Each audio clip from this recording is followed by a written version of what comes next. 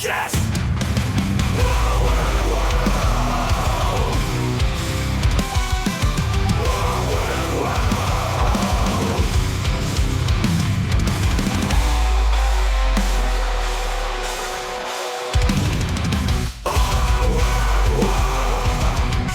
Welcome to Our Weird World. I'm your host, John Henson, and it's April already.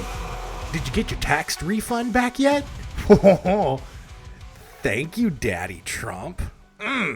Yeah. Now I'm almost in a comfortable place. Yeah. Man, God. And here's the thing.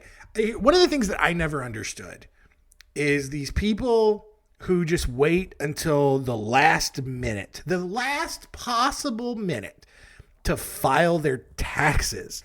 How hard you get your stuff by like mid-February at the latest, right? Like I had my taxes filed by like February 17th. All right. And that's only because I had to wait 2 extra weeks for a specific tax document. I could have had it done like by the 1st of February. You know, but God, these people who just like to procrastinate on things and like, listen, taxes, they're stupid, but they've idiot proofed them so much that you could just go to TurboTax or Free Tax USA and just follow the prompts, answer the questions, you know? And here's the thing, even if you don't know and you get something wrong, like unless it says your tax refund is like $1 billion, IRS doesn't care about you, right? They don't. They really don't. Now, I say that knowing full well that I've just gotten on their radar. And I'm probably going to get audited now, which, fine, whatever. I've got records. They're clean, you know? So, all that being said, file your taxes. Stop waiting around, all right? You've got like 10 days. So do it. Stop being lazy, all right?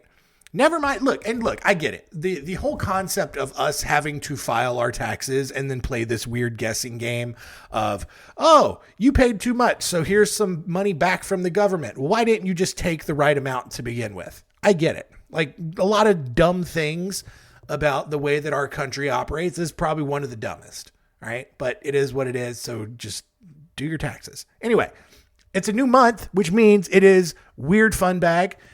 Number 25 this time. We got 3 stories, as always, unrelated, but all silly.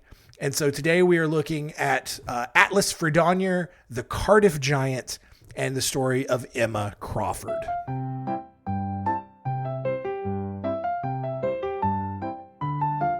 Story time.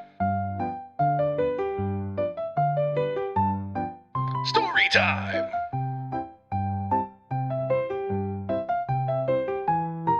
Story time?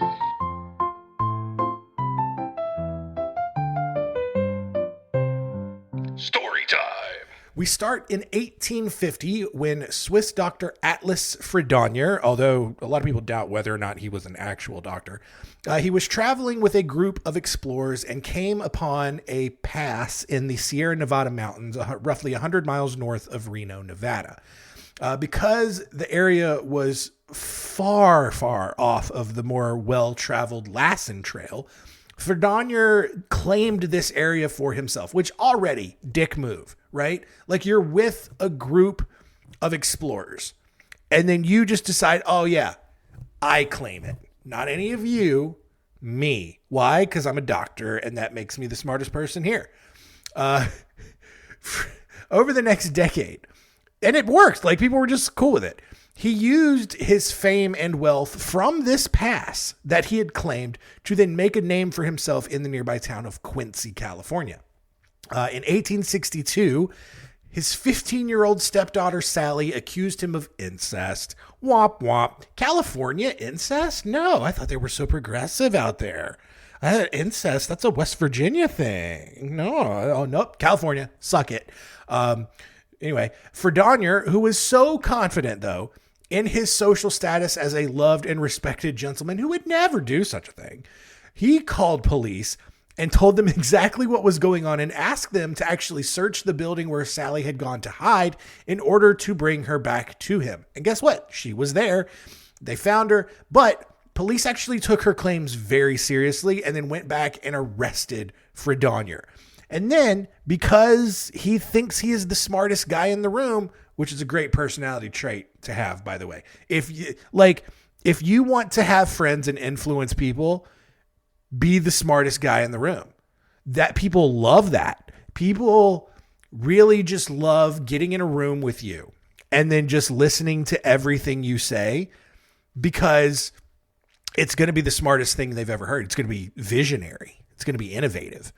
And and listen, and at the same time, belittle everyone else's ideas. Everyone else is an idiot. All right. But you, smartest guy in the room, you've got it all figured out and you're 100% right about everything all the time. Anyway, I don't know. So he chose to represent himself at his trial, which never works, of course. And even worse, dude talked for 4 straight days, basically filibustering himself through the trial in order to give his cellmate, who was a horse thief, time to dig a tunnel so that the two could just escape once Fredonyer had been brought back to jail. When the other inmates then began reporting the smell of dirt, because, that's obvious, police quickly swooped in and stopped the escape plan. Upon finding out that the plan had been foiled, Fredonyer just stopped talking at his trial. Despite being convicted of incest, Fredonyer quickly received a pardon from Governor Leland Stanford, who later founded Stanford University. Oh, Stanford University pardoning pedophiles. Interesting. Ooh, what? I thought the libs were so high and mighty with their anti-pedophile stance. Looks like we're all the same. He then, I just like being a dick. Fredonyer, after getting his pardon, he fled the area and moved to San Francisco, where in 1880 he paid a visit to the hospital because he had gotten a 16-ounce bottle stuck inside of his rectum as a way to allegedly cure a bad case of diarrhea. And listen, I mean, he's a doctor. He's the smartest guy in the room. He obviously knows what he's doing. But just as a passing amateur medical professional, all right, with my limited medical knowledge, couple of things wrong with that. First of all, you don't plug up your butt to stop diarrhea. All right. You let that take its course. All right. Because it's got to get out. What you do in the event that you do stick something up there, it's to relieve constipation and to dig stuff out.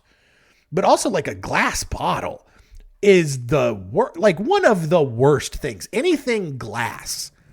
All right. And I'm assuming it's glass. It just said 16-ounce bottle, but I don't think they were using plastic bottles in 1880. I think it was all glass.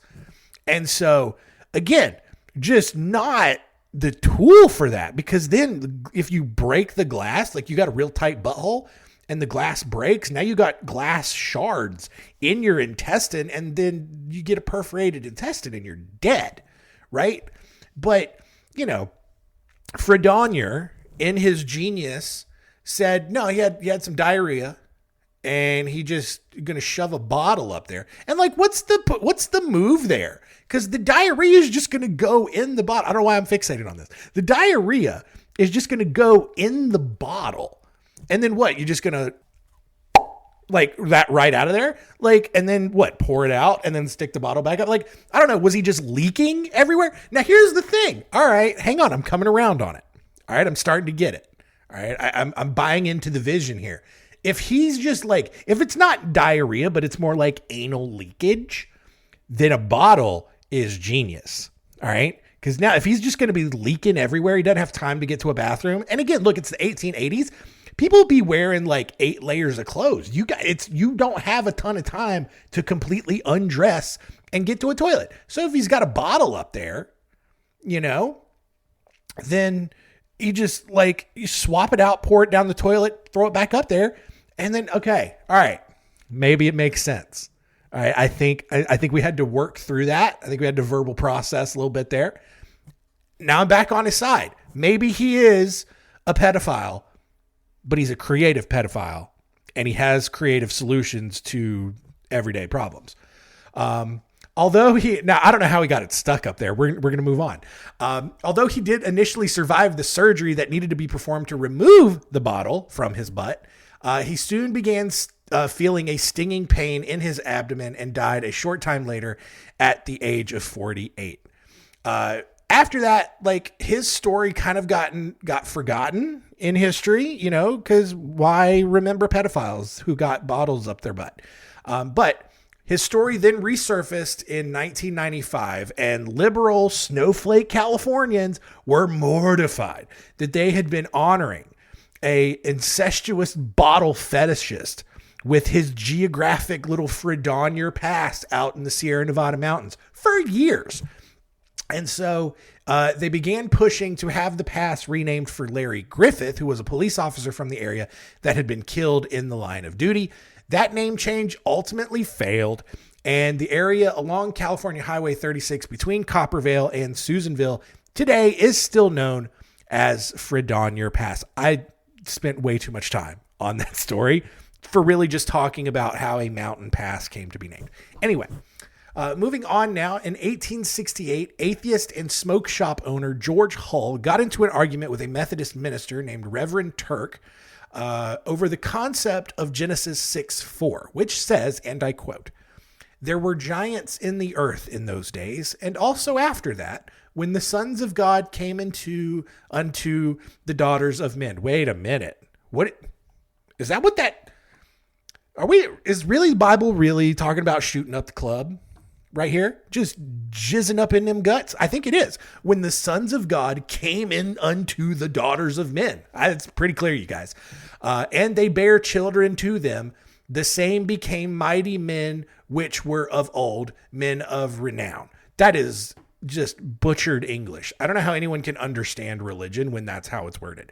There were giants in the earth in those days, and also after that, when I don't know why I have to word it, like have that kind of inflection. Anyway, there were giants in the earth in those days, and also after that, when the sons of God came in unto the daughters of men, and they bare children to them. Them who? The sons of God or the giants? I don't know.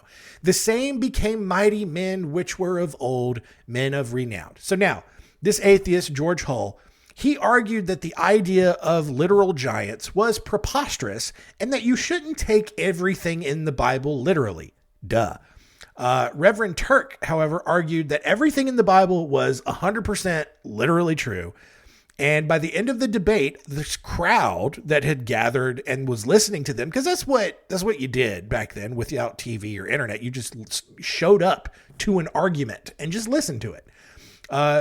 Either way, the crowd ended up siding with Reverend Turk, which angered Hull and convinced him that he really needed to prove his point. So Hull, along with H.B. Martin, hired several men to carve a large block of gypsum from a quarry in Fort Dodge, Iowa, telling him that initially his idea was to erect a monument honoring Abraham Lincoln.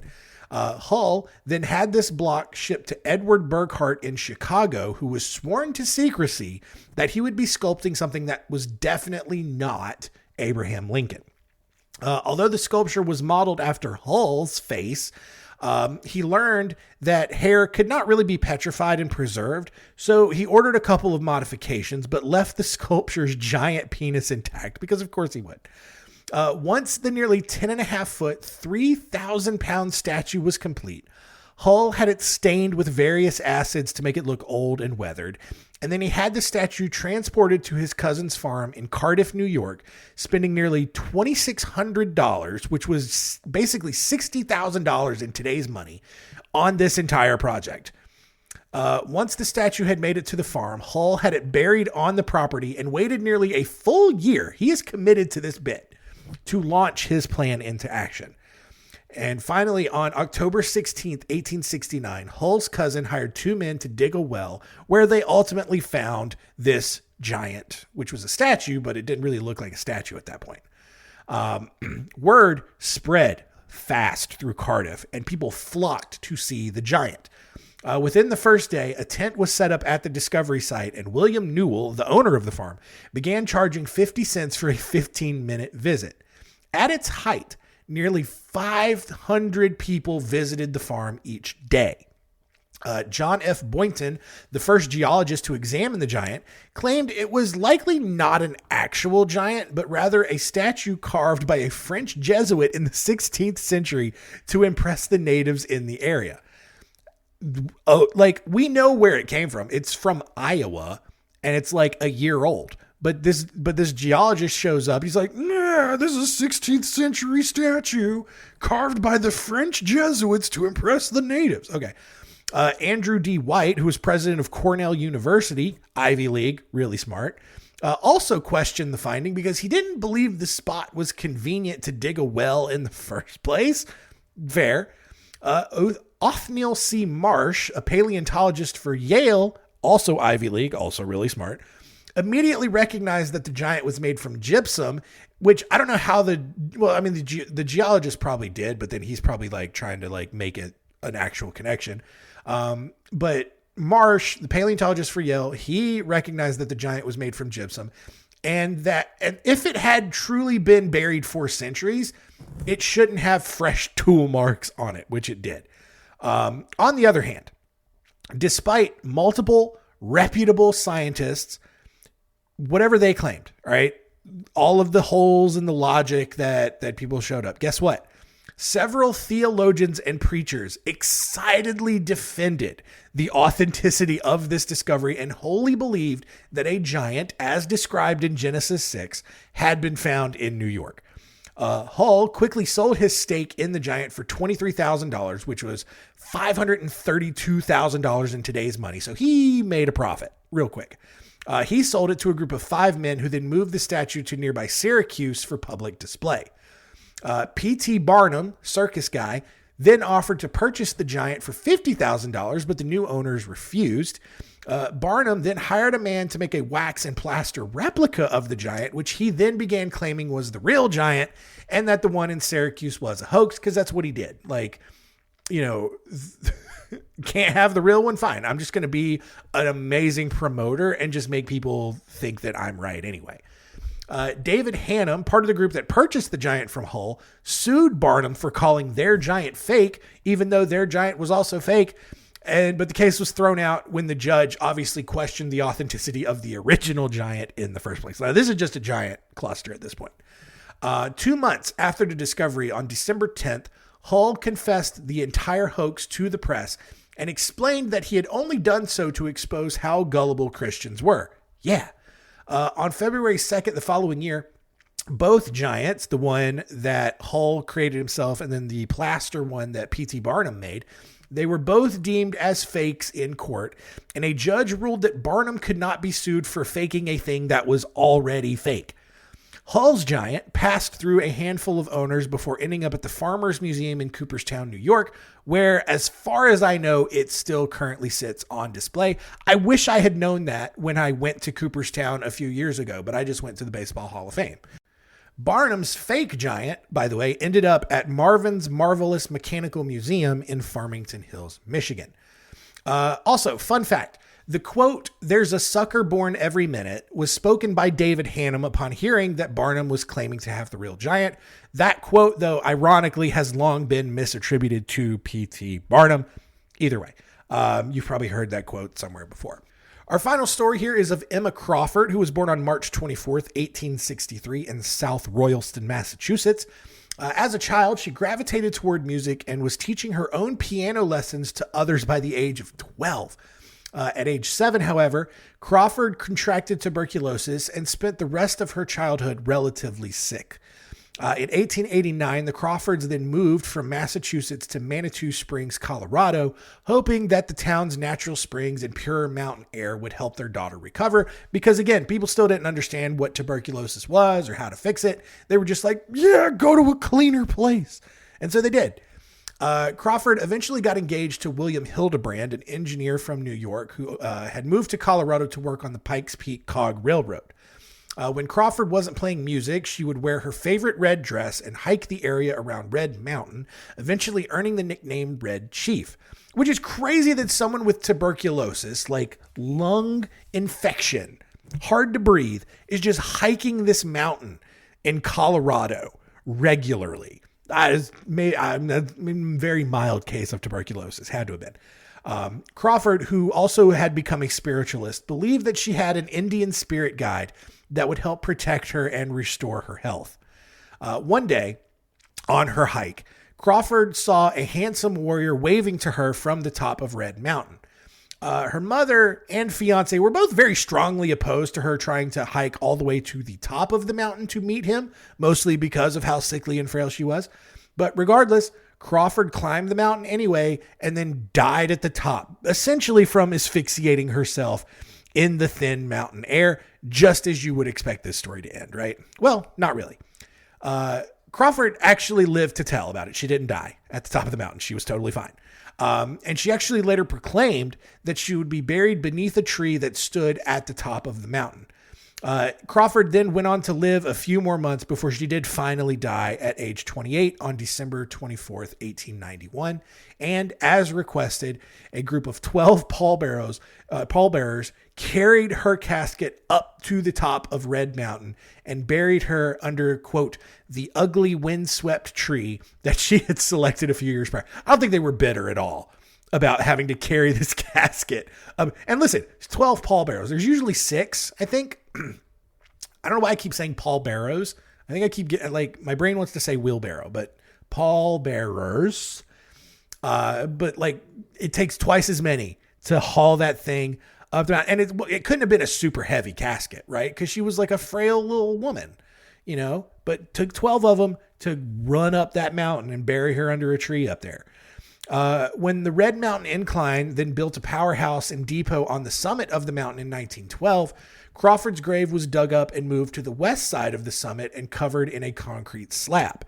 However, on August 4th, 1929, 2 boys found a human skull on the mountain and took it to the police, who then soon found a bundle of human bones and a casket handle behind a boarding house back down in Manitou Springs.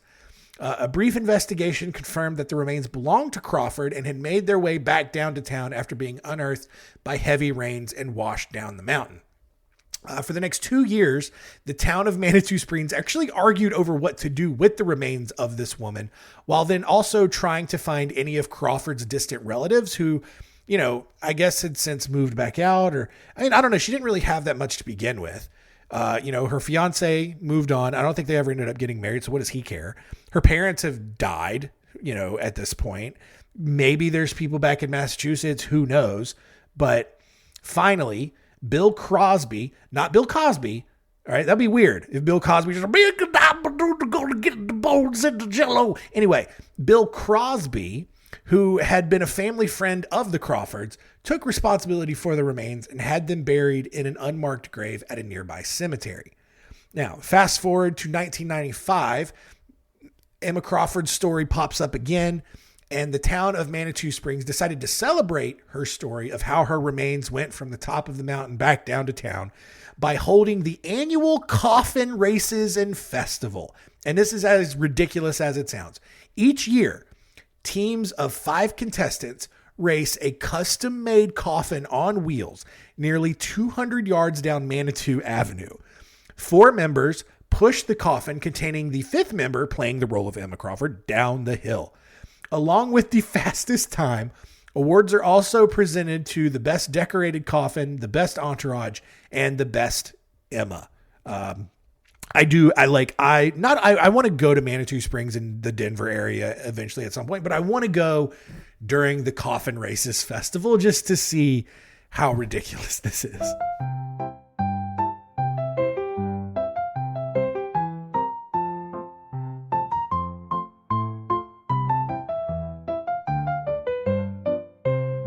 All done. There we go. Weird fun bag number 25 in the books. Shout out to baby Elliot, who has been napping this whole time. Granted, we're only like 25 minutes into this episode, but I was also doing stuff for like 5 minutes before. So he's been asleep for like 30 minutes. Now, that also means he's going to wake up at any moment because for some reason, my kids came pre-programmed to only sleep for 30 minutes at a time during the day. I don't get it. They eventually grew out of it. Thank God. But God, this is frustrating because I need more than 30 minutes to get stuff done. Anyway, let's recap and see what we learned today.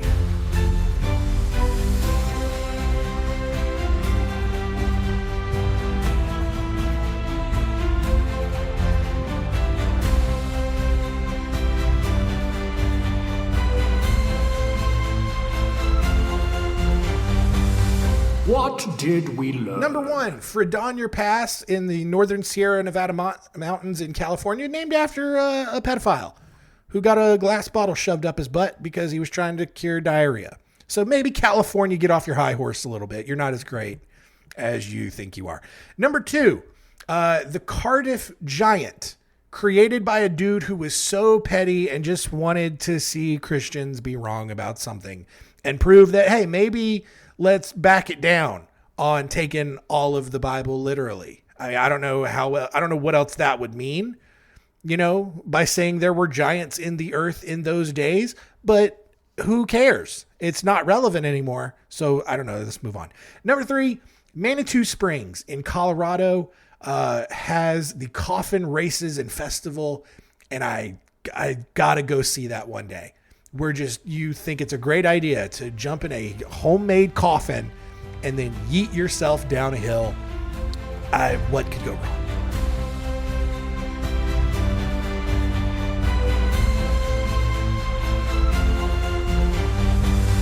What did we learn? Next week on Our Weird World, we're going back into true crime with serial killer sampler number 11. 3 serial killer stories. We are looking at the Boston Strangler, Albert DeSalvo. Was it Albert? Yeah, Albert DeSalvo, Todd Colehep, and Sylvia Meraz. So 3 serial killers, a lot of murder next week, and you'll just learn how they did it and why police are kind of bad at their jobs a lot of times. But that's it. Thank you so much for continuing to listen. Keep telling all your friends and keep it weird.